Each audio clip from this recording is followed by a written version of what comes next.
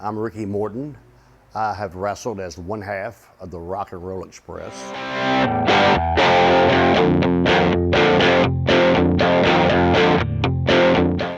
I have been wrestling for 42 years. Well, maybe I had my first match when I was 16 years old, and I'm 60 years old now, if that tells you anything.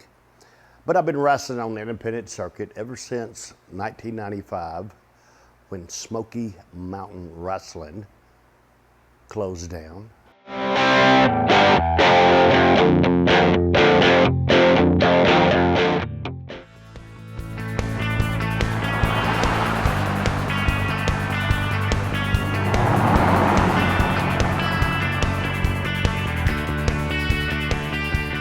This is what I do for a living. It's hard to imagine and understand that when I go to a lot of independent shows, this is no joke. This is no game. To be on the road, a lot of times, you got to take the salt right with the sugar, I guess you could put it with. Just where I lock the doors, that way nobody will steal this, this dream machine. This is what I put food on the table with. This is how I send my kids to school. This is how I pay my bills. Oh.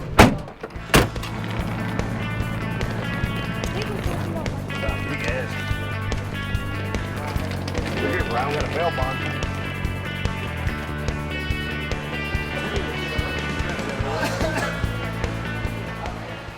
You know what, believe it or not, I have lost 10 pounds this week.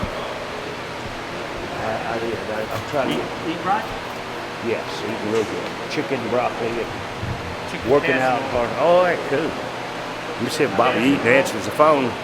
Okay, sometimes you'd be better off winning the lottery. Oh, wow, my God, I just said I'd be better off winning the lottery and you answer the phone. Yeah, how far out are you?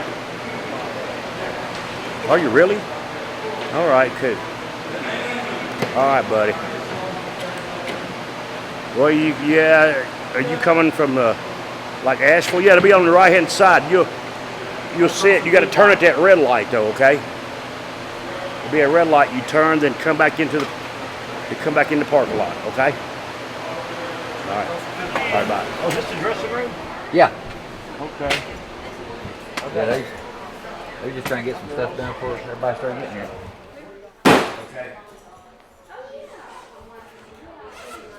We were before the time of the big contracts, the $1 million contracts, the wrestling figures and, and the endorsements that you get. We were way before all that and we didn't get none of that. So, and that's what I'm trying to explain to you. I still wrestle for a living because I have to. Just putting a little stuff on my knees. Ain't the part that my back got bad wheels. Just when you get older, it warms you up a little quicker.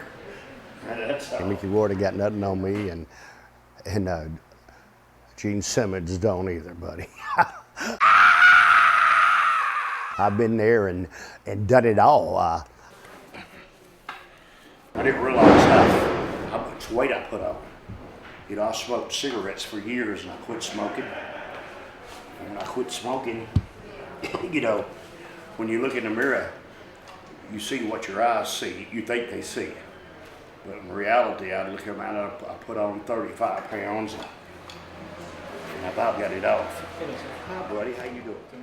I wouldn't change nothing because you got to understand, if I changed anything in my life, just 1 second, I wouldn't have my 7 children and my 7 grandkids. So that's one good thing I got about everything. I've had over 7,000 wrestling matches. And I come out of a wrestling family. My dad was in the business. We had to pull the ring.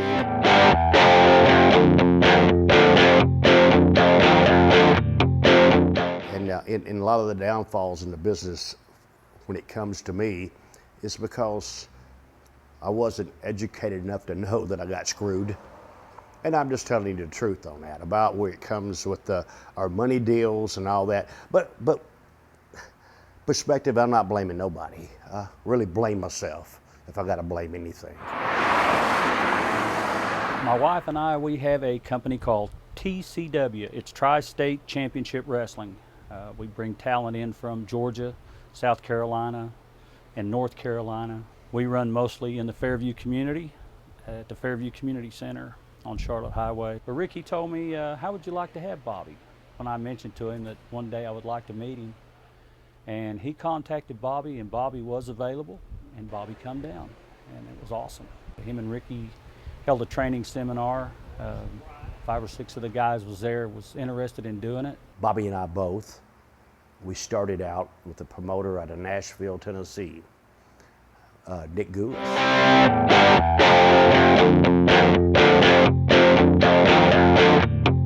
Bobby was the top guy there, and me, I was just a young kid in the business exploring. I left and went to other small territories, but somehow we always come back together. When Bobby was at his prime, man,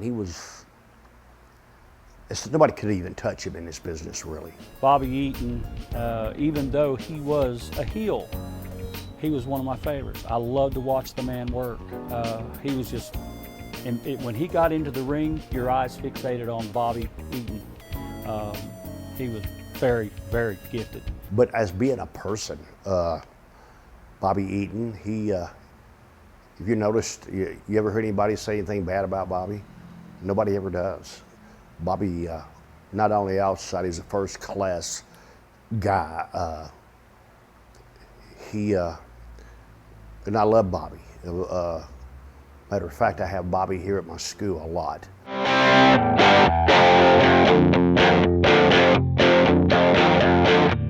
Bobby's very quiet, very humble fella. A lot like his role in the Midnight Express. He was there when you needed him, but Bobby didn't jump out in front of that microphone. Jimmy Cornette did most of the talking. Sweet Stan and Dennis, they would talk every now and then, but Bobby was the quiet addition of that, but he was the backbone of that outfit.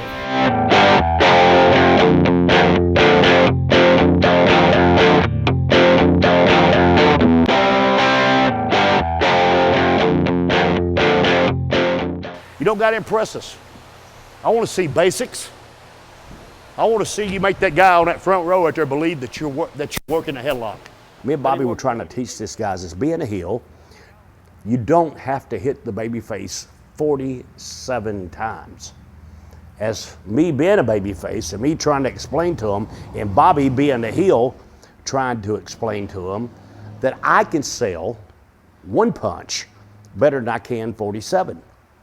And see, that's the whole thing. I could sell one kick better than I can 47 kicks. Is to understand, especially, we're not on WWE TV. We're in a house show, an independent show, and we're making the independent wrestlers understand the fans have got to see what you're doing. Bobby has health issues from diabetes, and he's not able to do the in-ring moves like he used to. Ricky is still at a time in his life where he's able to work, and fortunate to do so. So Bobby conveys his information to Ricky. Ricky works it with the guys in the ring, and it works real well. It's very good setup. This is what we do. Like I told you, it's no joke, it's no game to me. I love this business, all right? I have watched this business change over 40 years, and I changed with it. See, I understand it and I get it. But see, I gotta make these kids understand that when you're in an independent house show, you gotta make the people understand. Most of the time, they're sitting there and they're talking and they're elbowing each other, go, what'd he do? What'd I just miss? Here, shoot you off. Look here. Kaboom, bam! I go down. Dude, I could sell that for 2 or 3 minutes. You understand me? This Mitch just did that. I just couldn't imagine the knowledge between those guys. I mean, if you added up between Ricky, Robert, and Bobby, you got over 60 years of knowledge of what goes on in that ring. It just boggles the mind. I was wrestling Tojo in Memphis. Me and Sonny King were. And I was telling Jerry Calhoun, y'all know who Jerry Calhoun is? Do your history in wrestling business, buddy. Even though he was a referee. You know who Tommy Young is, don't you? Okay, you need to know who Jerry Calhoun is. And when I asked him that question, they didn't know who he is, and I went off a couple more wrestlers. They don't know who they are. But I guarantee you, and I promise you this, I do not know the name of the left guard of the Cincinnati Bengals. Don't know his name. But I promise you, he knows who Johnny Unitas is. It's the same thing in our business. You got to understand, follow the history. Then you know what our business is about, how it started. Then you'll understand a lot more. Look here, grab my arm and twist it. Right here, ba-boom. And then, here, I grab my arm and twist it, and then I'll reverse it. Look here, reach up, pull my hair. Boom, I take a bump, and God almighty, he's holding to my arm. Now he done cheated again. These people are losing their damn mind. But what have we done? We're telling a story. What I'm trying to explain to these guys, man, even though we're entertainers, we're still professional athletes.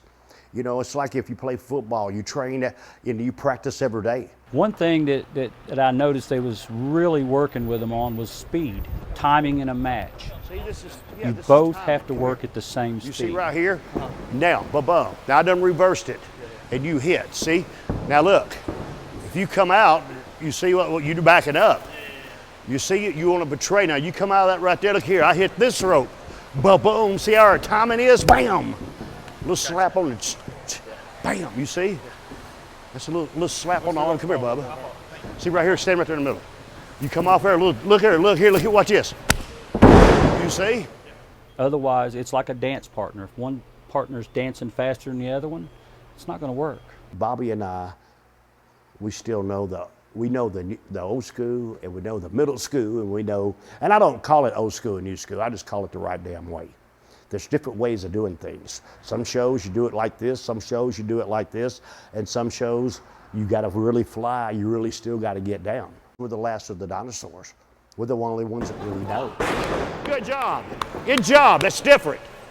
Yeah, sell it, hey bud, sell it, as long as you want to. I wanna pass on the future, what I know, what my dad taught me and what I learned from wrestlers, that people that forgot. Go to the right, work to the left. Ricky is wide open 24/7. He is just as humble as he could be. I mean, the man has been all over the world, 8-time tag team champions in the NWA. I mean, worked in front of 60,000 people in the Superdome, and then here he is working my show where we had 300 people, and he's just as wide open as he is then. In the back, he helps the guys. He talks to them. Just want to tell you, if you'd have done this, or you'd have moved a little this way. He's always given back to the business. It's been good to him, and Ricky is a very, very giving person. Our wrestling was a very sacred business. You just couldn't come in off the street and be a wrestler. See, that's what's, today you have all these, I call them outlaw wrestlers.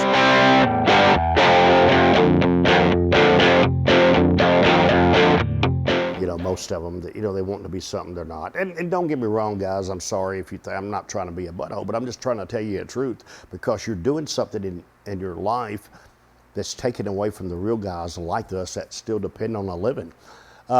And now I'm going off on something, and I get back to what you were saying here. You know, you see some of these guys that, we used to do these, the watermelon festivals, and we used to, and got paid good for this stuff.